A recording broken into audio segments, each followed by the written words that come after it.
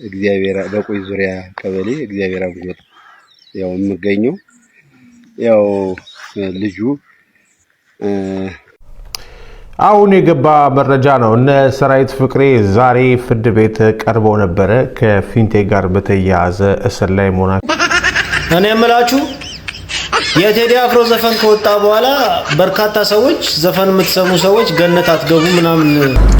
ወሳብ የቻናሌ ቤተሰቦች እንዴት ናችሁ? ዛሬም እንግዲህ እንደተለመደው አሪፍ የሆኑ አስገራሚ የሆኑ አዝናኝ የሆኑ ቪዲዮዎችን ይዤላችሁ መጥቻለሁ። መነጋገሪያ የሆኑ ቀልባችንን ያዝ ሊያደርጉ የሚችሉ ቀልብ ነው የሚባለው አይደል? እሱን ያዝ ሊያደርጉ የሚችሉ አሪፍ ቪዲዮዎችን ይዤ መጥቻለሁ። ነገር ግን ከእናንተ የሚጠበቀው እንግዲህ ለቤተሰባችን ለቤታችን ፍቅር መስጠት ነውና ምንም ክፍያ አያስከፍልም፣ በነፃ ነው። ለቤቱ አዲስ የሆናችሁ ሰብስክራይብ ማድረግ እንዳትረሱ። ቪዲዮዎቹም ከተመቻችሁ ላይክ እያደረጋችሁ ትቆያላችሁ። አንድ ላይ ሪአክት እናደርጋለን። ወደ ቪዲዮዎቹ እንለፍ።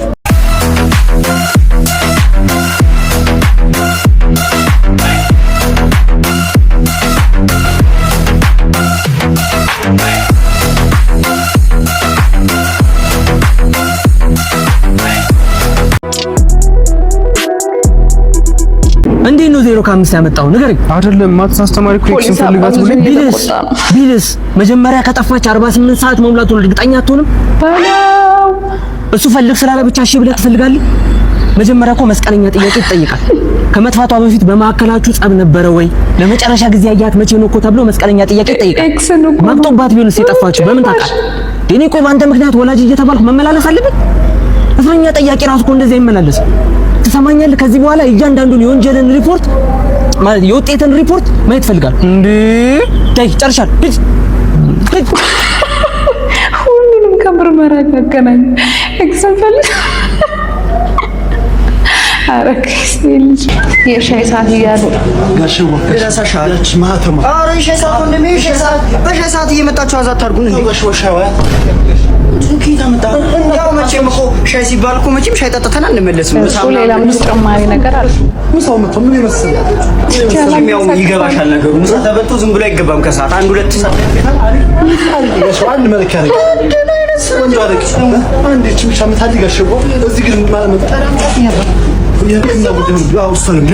ለጓደኞችሽም ንገሪሽ።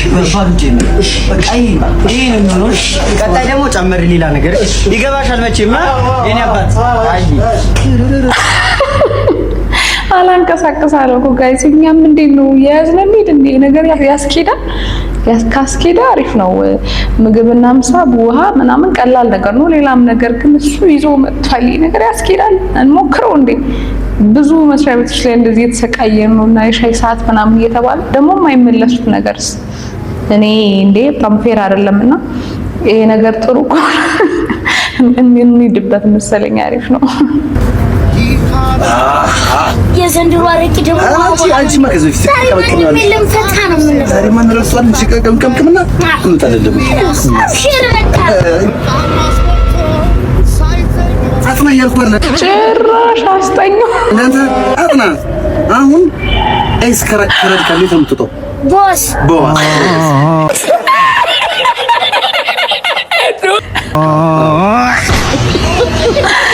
እንዴ ያስጠናው እንዴ የዚህ ይቆል መሰለኝ። ከራዲካል ኤክስ ቦስ ይሄን ሳትነግሩን አይደል እንዴ ስንማር መከራችንን ስናይ አረቄ እንደዚህ ግልጥልጥ እንደሚያደርግ ብናቅቆ እያደረግን ነበር የምንማረው። አላልኩም ዲፕሎር እያብላላ ነው የህዝብ ነዳጅ እዚህ ብላላብ አዚዝ እየተላላ አንተ ዲፕሎር ትላለህ። አፍተም ተውና አፍተ ይጠጣል። ይሄ የህዝብ ነዳጅ ነው። ይሄን ለህዝብ 1 ሊትር ጠጥቶ 40 ኪሎ ሜትር ሊትር 40 ኪሎ ሜትር ይሄን 1 ሊትር ጠጣለህ ወይም 1 ኪሎ ከዛ በኋላ 40 ኪሎ ሜትር ታሸቀጥተዋለህ። ማንንም አያቆምህም ነው ማለት። አሁን ወረፋ ሳይበዛባቸው ግዳ ውሰድ ወይ እየጠጣችሁ ነው ሳይንቲስት ማለት ነው ያየሰው አንዴ ጋይስ መኪኖች እስከዛሬ ተሸውደናል በጣም። የህዝብ ነዳጅ ማለለካ እውነት መኪኖቹ እንደዚህ ተሰልፈው ሰው ታክሲ ሰልፍ ከሚሰለፍ እችን 1 ሊትር በሊትር 40 ኪሎ ሜትር አሰዋችሁ መኪና ራሱ እንደዚህ የሚያል ኪሎ ሜትር አይሄድም በሊትር። ስለዚህ ይሄኛው አማራጭ ምን ይመስላችኋል ጋይስ? አሁን ግን አይ ቲንክ ይሄ የሆርሙዝ ሰርጥ ተከፍቷልና ትንሽ ተስፋ ያለው ይመስላል። ስቲል ግን አይታወቅም፣ ምንም ዋስትና የለንም። ይችኛዋ ነገር ግን ትሰመርባት ጋይስ፣ ይችኛዋ የህዝብ ነዳጅ ትሰመርባት። የሚያወጣን ይሄኛው ነው። የኛ ምንም ራሳችንን የምናመርተው ራሳችን ሰልፍ ምናምን አያስፈልገው። ጸዴ ነው በጣም እርዱኝ። በወረቀት 6 ልጅ አለ። ይኸው ልጅ በልጅነት ሲሉ ወልጄ አሁን ነዳጅ ሲጠፋ ስቆጥራቸው 6 ሆኗል። ከባድ ነው። 6 የተለመደውን ገዝተሽኝ ቶሎ 100 ብር 200 ብር አይበቃውም። አይ ተባረክልኝ ወንድ። አረ ይኸው ከባድ ነው።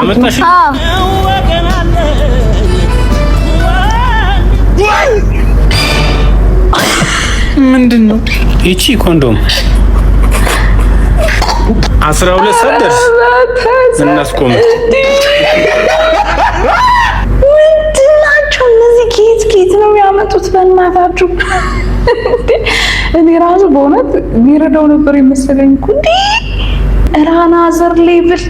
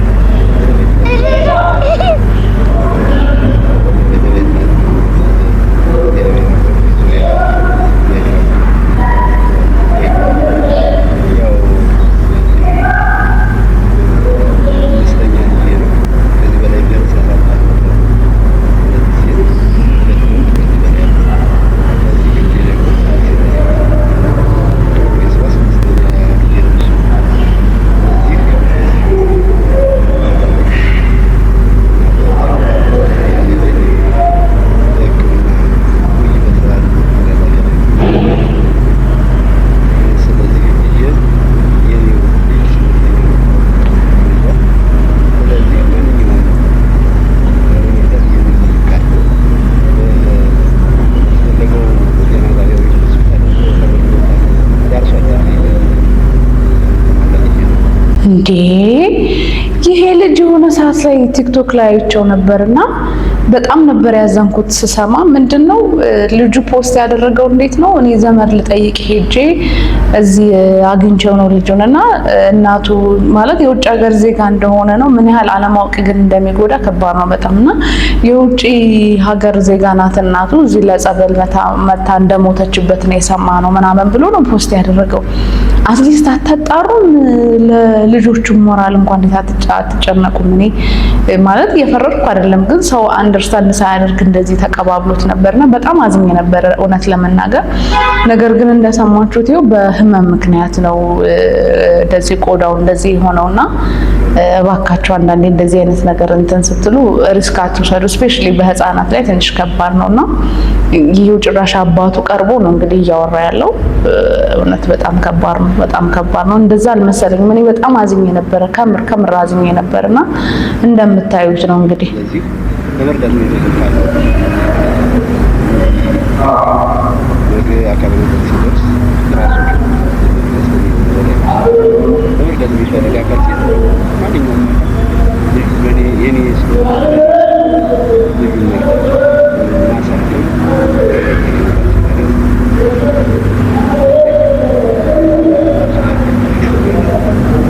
እንግዲህ እንደሰማችሁ። ስለዚህ ያው መርዳት የምትችሉ እንዲታከም ሕክምናም ካለው ከሌለውም ይሄንን ነገር የምታውቁ ካላችሁ እንግዲህ እነሱን ልጁን መርዳት ነው፣ ቤተሰቡን መርዳት ነው ማለት ነው።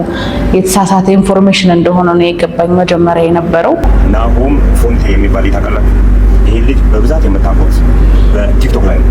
ከዚህ በተጨማሪ ፊንቴክ ኢንቨስትመንት በተባለ ግሩፕ ላይ መንሱር ጀማል የተባለ ገብቶ ከንቱ አካውንቱን 1 ሚሊዮን ፎሎወር ካስገባችሁ 500,000 ብር እሰጠዋለሁ ሲል ነበር።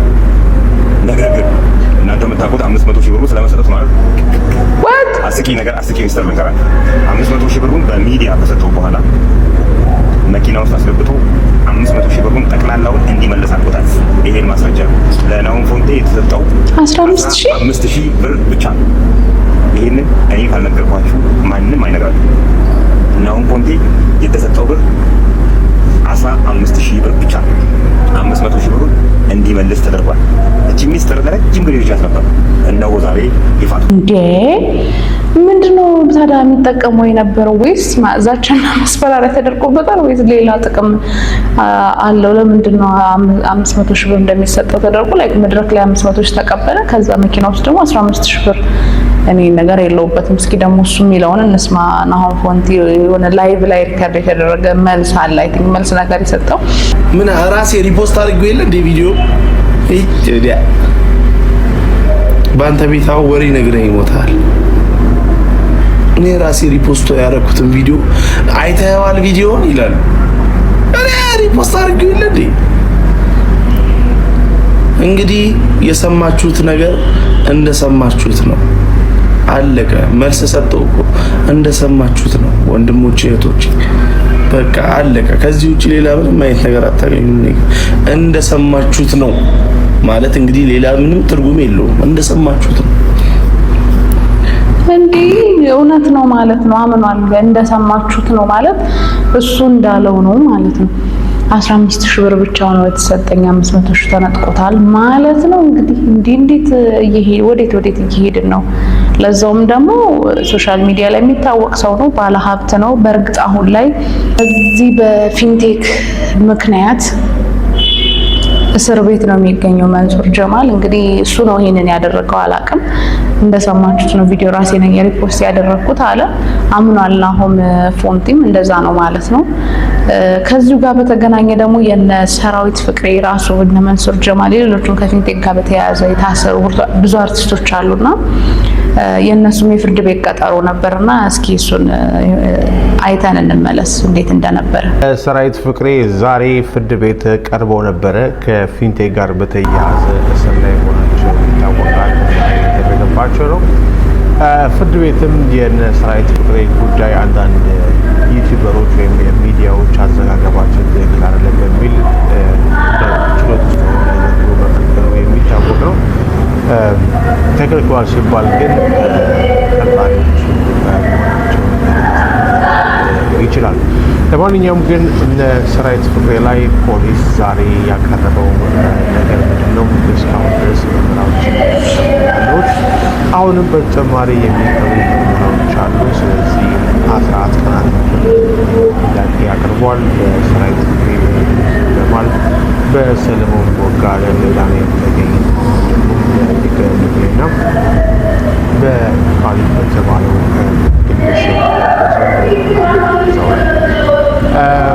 ተከሳሽ ጠበቆች ደግሞ የደንበኞቻችን በዋስ ወጥተው ይችላል። ስለዚህም ዋስትና ይፈቀድላቸው መከራከሪያ አቅርበዋል። ቤትም ለፖሊስ 14 ቀን ፍቀድ ወይስ ቀን በሚለው ላይ ለመወሰን ለሚያዝያ 11 ቀጠሮ መስጠቱን የፍርድ ቤት ቀጠሮ ቶሎ የሚያልቅ ነገር አይደለም። የፍርድ ሂደቱ ሁሌ ብዙ ጊዜ ቀጠሮ ምናምን ስለሚራዘሙ መረጃም እስኪሰበሰብ አስፈላጊውን ነገር እንግዲህ እስካሁን እዛው ናቸው ማለት ነው። የፍርድ ሂደታቸውም እንደቀጠለ ነው። አዳዲስ ነገር ካለ ደግሞ የተለያዩ ነገሮችን አምጥቼ ማሳወቃችሁ ይሆናል። አሁን ደግሞ ከተማችን ላይ እውነት ኢትዮጵያ ውስጥ ማነጋጋሪ የሆነው የቴዎድሮስ ካሳሁን ወይም የቴዲ አፍሮ አልበም ተለቋልና ከመለቀቁም ብዙ ሪከርዶችን እየሰበረ ነው። እንደምታዩት በአንድ ቀን ውስጥ የተለያዩ ሪከርዶችን እየሰበረ ነው። እሱን ዜና ሰምተን እንምጣና የህዝቡ ጋር ያለውን ደግሞ ስሜት ህዝቡ ጋር ያለውን አቀባበል አሳያችኋለሁ ማለት ነው። እስኪ እንስማው። ሰበር ቴዲ አፍሮ አዳዲስ ሪከርዶችን መስበሩን ቀጥሏል። ባለፉት 24 ሰዓታት ውስጥ የቴዲ አፍሮ ሙዚቃዎች እይታም ከ124 ሚሊዮን በላይ አልፏል። ይህም ከትላልቆቹ ዘፋኞች ከነ ቢያንሴ እና ከነ ታይለር ስዊፍት በዩቲዩብ ከሚለቋቸው ሙዚቃዎች ጋር የሚወዳደር ሆኖ ተገኝቷል። ይሄም ቴዲ አፍሮ የተለያዩ ሪከርዶችን ሰብሯል። በዩቲዩብ ውስጥ በአሜሪካ ከባለፉት 24 ሰዓታት ከተደመጡ ሙዚቃዎች መካከል ከሰባዎቹ ውስጥ 12 የቴዲ አፍሮ ናቸው። አስቡት። በአሁን ሰዓት ላይ ይህን ዜና እየነገርኳችሁ ባለሁበት ሰዓት ላይ 5ኛ ሆኖ የተቀመጠው ዳስጣን የሚለው ሙዚቃ ነው። እንዲሁም ጀምበር የሚለው ሙዚቃ 16ኛ፣ እንደዚሁም ጽሮ ሙሽራ የሚለው 20ኛ፣ የጉራጌኛ ሙዚቃ 25ኛ፣ እንደዚሁም ለአረብ ሀገር ለሚገኙ ወገኖቻችን የሰራው መሪማ የሚለው ሙዚቃ 26ኛ፣ ኤቶሪካ 37ኛ ያለ ይቀጥላል። ከሰባዎች ውስጥ የቴዲ አፍሮ 12 ሙዚቃዎች አሉበት ማለት ነው። ይሄም ሪከርድ ነው። እንደሚታወቀው ቴዲ የተለያዩ ሪኮርዶችን ሰብሯል። አልበሙ በተለቀቀ በአንድ ሰዓት ውስጥ 15 ሚሊዮን እይታዎችን አግኝቷል። ከነዚህ መካከል በ2 ሰዓታት ውስጥ 1.5 ሚሊዮን እይታ በማግኘት ጀምበር የሚለው ሙዚቃ ይመራል። በኋላም ዳስጣን የሚለው ሙዚቃ ቀድሞት ሄዷል። የቴዲ አፍሮ አልበም ባለፉት 24 ሰዓታት 124 ሚሊዮን በላይ እይታ ሲያገኝ ይሄም ሪከርድ ሆኗል። ሪከርድ የሆነው እንግዲህ ባለፈው ኢትዮጵያ የሚለውን አልበም ሲያወጣ በ20 ሚሊዮን እይታ ነበር የነበረው በ24 ሰዓታት ውስጥ። አሁን ግን ወደ 124 ሚሊዮን በላይ አልፏል። አሜዚንግ ሪከርድ ቀጥሏል። የተለያዩ መረጃዎችን ይዘን እንመጣለን። የሚገርም ነው በጣም ማለት እንግዲህ ኢትዮጵያ ውስጥ ጭራሽ ተደርጎ የማይታወቅ ነው። በዓለም አቀፍ ደረጃ ኢንተርናሽናሊም ትልቅ ኮምፒቲሽን ውስጥ ገብቷል ማለት ነው። ቴዲ የሚገርም ነው። የተለያዩ ሶሻል ሚዲያዎችም ማለት ከሀገር ውጭ ያሉ ሶሻል ሚዲያዎችም እየዘገቡት ነበረ። እስኪ እሱንም ደግሞ ሰምተን እንምጣ እና ህዝቡ ጋር ያለውን ስሜትም እናያለን። ይሄ ሰውዬ አንድ ሰው ነው ወይ የሚለው ጥያቄ ብቻ ነው። ይሄን ብቻ እንድመልሱልኝ ነው የምፈልገው። ያለኝ ጥያቄ ይሄ ሰውዬ አንድ ሰው ነው ወይ አንድ ሰው ነው የሚለው ኮሜንት አለ። አንድ ሰው ብቻውን ሀገርን ሊያንቀጠቅጥ ይችላል። ሀገርን ሊያንቀጠቅጥ ይችላል። ከሀገርም አልፎ ዓለም ላይ እንግዲህ እየተነጋገረ እንደሆነ ስሙ እስቲ። Teddy Afro has been causing superstar singer Tewodros Kasahun. Now Ethiopia's biggest music star Teddy Afro is እንደዚህ ምንድነው ዲያው በቃ ፕሬዝዳንቶቹ ራሱ በቃ ተደብቀው የሚሰሙት ነው ይመስለኝ። ምንድነው ግን እንደዚህ የሚያስፈራቸው? ኧረ ትለያለህ፣ እግዚአብሔርን ትለያለህ፣ ትችላለህ ነው ማለት። በየዓመቱ ዘፈን ቢያወጣ እንዴት ሊሆን ነው? አዲስ አበባ እንዴት ልትሆን ነው? ኢትዮጵያ እንዴት ልትሆን ነው? በየዓመቱ ዘፈን ቢያወጣ ይሱት በ10 ዓመት አንድ ድምፁን ካሰማ ኧረ ጉድ ነው። ገብርኤልን ጉድ ነው። ግን በጣም ነገር ነው። ማርያም አደሮቹ እንደዚህ አገር ለንቀጥቀጥ ይችላል። ትችላለህ፣ መድኃኒዓለም ትችላለህ። ኢትዮጵያ ሕዝብ እንግዲህ በቃ እንግዲህ እንደሰማችሁት ነው። የተለያዩ ከሀገር ውጭ ያሉ ሚዲያዎችም በጣም እየዘገቡት ነው ማለት ነው። በጣም አነጋጋሪ ሆኗል። የህዝቡም ስሜት ይለያል። እንደዚህ አይነት ድባብ ምናልባትም ከረጅም ዓመት በኋላ ነው እንደዚህ አይነት ነገር የሚመጣው። ያው እንደምታውቁት እሱ አልበም ሲለቅ ሰው በጉጉት ነው የሚጠብቀው። የተለያዩ ሰዎች አስተያየት ሰጥተዋል። እንግዲህ እስኪ እኔ የምላችሁ የቴዲ አፍሮ ዘፈን ከወጣ በኋላ በርካታ ሰዎች ዘፈን የምትሰሙ ሰዎች ገነት አትገቡ ምናምን ያላችሁ በቴክስትም በቪዲዮም እየሰራችሁ ያላችሁት እና ምን ልላችሁ መሰላችሁ አመጣጥ ሲጀመር ሲኦል ለመግባት እስካሁን የሰራነው ስራ በቂ ነው። ሌላ የቴዲ አፍሮ ዘፈን አያስፈልገንም። በቂ ሲኦል መግቢያ ሰርተናል። ሲቀጥል እናንተም ገነት አትገቡ ልነግራችሁ ይፈር አንደኛ እኛን እንደዛ በማለታችሁ ሰውን ወንጀላችኋል፣ ፈርዳችኋል። ሰው ላይ ገነት አትገቡ። ሁለተኛ በፊትም የሰራችሁት ስራ ያላችሁበትን ቦታ ወደ ሲኦል ቁልቁለቱ በሩ ጋር ነው የቆማችሁት። እንደውም ከኛ ቀድማችሁ ተደርድራችሁ ነው የምትገቡት ልላችሁ ነበር አመጣጤ። ብቻ እኛ ቢያንስ ሲኦል ብንገባ እንኳን የቴዲ አፍሮን ዘፈን ሰምተን መንፈሳችን ታድሶ ነው ሲኦል የምንገባው። ይመቸን ሲኦል ስንገባ እኛ የቴዲ አፍሮን ዘፈን እዛ ድጋሚ እንሰማዋለን። እናንተ ደግሞ እንዳዲስ ትሰማላችሁ። እንዳትሰሙ እኛ ደግሞ እንበድላችኋለን ልላችሁ ነው አመጣጤ። ብቻ እኔ ምን አገባኝ እናንተ ይመቻችሁ። ብቻ ሁላችንም ሲኦል ነው የምንገባው። ገነት እንደማንገባ ልነግራችሁ ሁላችንም ግን ኧረ ሲኦል ውስጥ የቴዲ አፍሮንም ዘፈን ለመስማት የተዘጋጃል። ይሄን ያለው ስሜታቸው እኔ አላቅም። ምን አይነት ጡመ ዜማ ነው የለቀቅን? በዚህ ላይ ደግሞ አንዳንድ ዘፋኝ ባዮች ጆሮአችንን ኩክ በኩክ አድርገውት ነበር። አሁን ገና እሱን ታጥበን ነው ደግሞ ምን ሰማው ወረፎ አሉ። ጆሮን የሚታጠብ ሰው ብዛት አንተ በየሳምንቱ አውጣ በቃ እኛን ሰማ። እንግዲህ ከእንደዚህ አይነት ስሜትም አልፎ ደግሞ ያለቀሰም አለ። ብዙዎቹ ሲያለቅሱ እያለቀሱ በሶሻል ሚዲያቸው ሲያጋሩ ነበረ። ግን ያስገረመኝ አንዲት እናት ናቸው። ቁጭ ብለው ቤት ውስጥ ከፍተው ሙዚቃውን እያዳመጡ እያለቀሱ ነበር። እስኪ በትንሹ እናያቸው።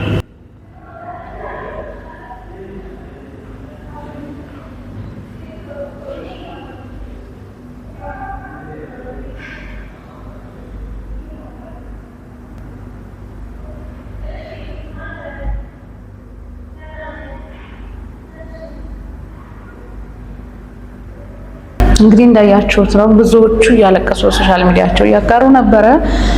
ብዙ ነበሩ። ነገር ግን የማዘር ትንሽ ስላስገረመኝ ነው የእሳቸውን ቪዲዮ ያመጣሁላችሁ። እንግዲህ ፋሚሊዎቼ ቪዲዮዎቹን እስካሁን ያያችኋቸውን ይመስላሉ። አሪፍ እንደነበሩና ዘና እንዳላችሁባቸው ምንም አልጠራጠርም። ነገር ግን ለቤቱ አዲስ ከሆናችሁ ፕሊዝ ሰብስክራይብ አድርጉ። ሌሎችም ደግሞ ቪዲዮዎች እንዲሰሩላችሁ ሀሳብ አስተያየት መስጠት የምትፈልጉ ከሆነ በኮሜንት ላይ ጻፉልኝ፣ አሳውቁኝ። ኔክስት ቪዲዮ ላይ እስከምንገናኝ ድረስ ሰላማችሁ ብዝት ይበልልኝ። ባይ ባይ።